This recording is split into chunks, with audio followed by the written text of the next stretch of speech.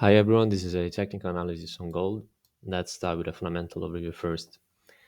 As the market finished to reprice the interest rates expectations for the Fed and got back in line with the central bank's baseline scenario of two rate cuts in 2025, the pressure on gold waned and the precious metal started to climb up again.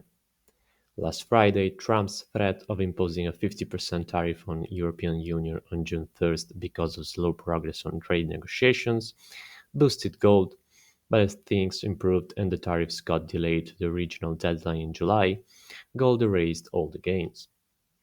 In the bigger picture, gold remains in an uptrend as real yields will likely continue to fall amid Fed easing, but in the short term, the repricing rate cuts expectations could weigh on gold, so watch out for the economic data and Fed comments. For now, we are stuck in a big consolidation as the market awaits the next key catalyst to trigger a breakout and a more sustained trend. Now, on the daily chart, we can see that gold rejected this downward trend line that's been defined in the correction.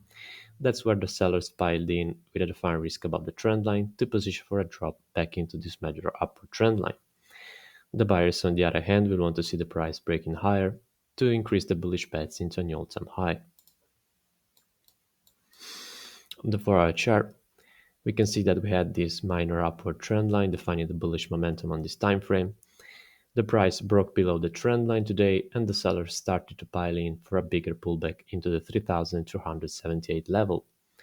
That's where we can expect the buyers to step in with a defined risk below the level to target a break above this major downward trend line. On the 1 hour chart, there's not much else we can add here as the sellers remain in control. And from a risk management perspective, the buyers would have a better risk to reward setup around the 3,278 level. These red lines define the average daily range for today.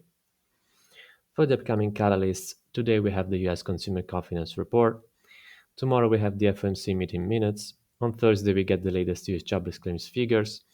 And on Friday we conclude the week with the US PCE Price Index and the final University of Michigan Consumer Sentiment Report.